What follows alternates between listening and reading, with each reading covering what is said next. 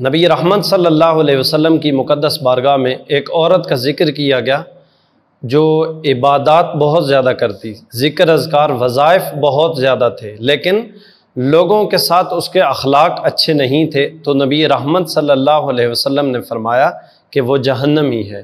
ایک اور عورت کا ذکر کیا گیا جس کے بارے میں بتایا گیا وہ پنجگانہ نماز پڑھتی ہے اور زیادہ نوافل اور ذکر اذکار تو نہیں کرتی، لیکن اس کے اخلاق بہت اچھے ہیں، تو میرے اور آپ کے کریم آقا صلی اللہ علیہ وسلم نے فرمایا وہ جنتی ہے۔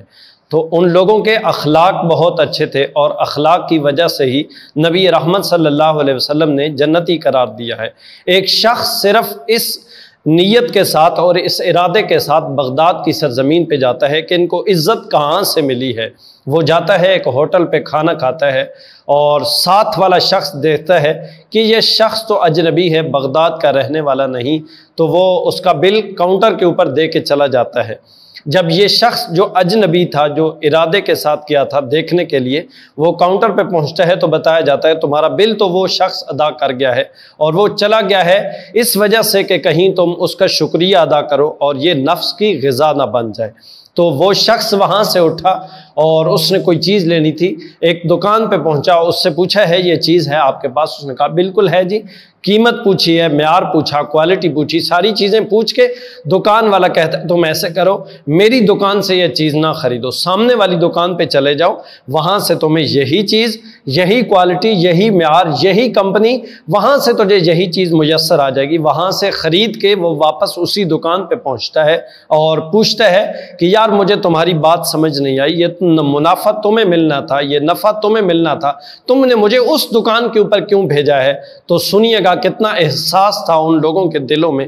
وہ دکان والا کہتا ہے یار میں صبح سے بیٹھا ہوں، میرے پاس بہت زیادہ گاہک آ رہے ہیں، خریدنے والے آ رہے ہیں، اور میرے پاس اتنا سارا اب منافع آ چکا ہے کہ میں اپنے بچوں کی پیٹ پوجا کر سکتا ہوں۔ وہ سامنے والا جو بھائی بیٹھا ہے اس کی دکان پہ ایک شخص بھی نہیں آیا جس نے کوئی چیز خریدی ہو، تو میں چاہتا ہوں کہ یار تم اس سے خریدو گے تو وہ بھی شام کو جائے گا تو اپنے گھر والوں کے لیے، اپنے بچوں کے لیے کوئی چیز کھانے پینے کے لیے لے کے جائے گا۔ کتنا احساس تھا ان لوگوں کے دلوں میں، اور آج ہمارے دلوں میں احساس نام کی کوئی چیز نہیں۔ آج تو یوں ہوتا ہے کہ دو لڑائی والے ہوتے ہیں اور ایک ویڈیو بنانے والا ہوتا ہے۔ پہلے ہوتا تھا دو لڑائی کر رہے ہوتے، ایک صلح کروانے والا ہوتا، لیکن آج معاملہ بدل چکا ہے۔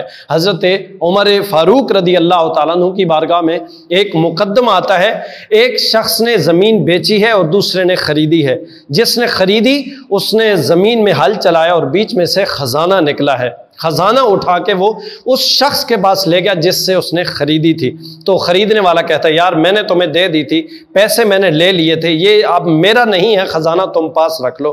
تو یہ ایک دوسرے کا احساس تھا، لیکن یہ مقدمہ فاروق اعظم کی بارگاہ میں پہنچتا ہے تو آپ نے فرمایا تم دونوں صاحب اولاد ہو؟ انہوں نے کہا جی بالکل ہم صاحب اولاد ہیں۔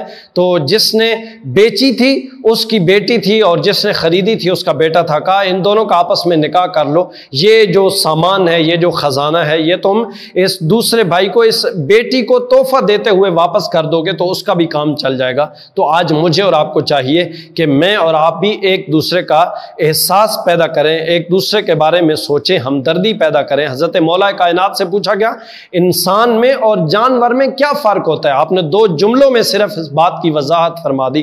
آپ فرماتے ہیں کہ جو اپنے لیے زندگی بسر کرتا ہے، اپنے لیے جیتا ہے، وہ جانور ہوتا ہے، اور جو دوسروں کے لیے زندگی بسر کرتا ہے اس کو انسان کہتے ہیں۔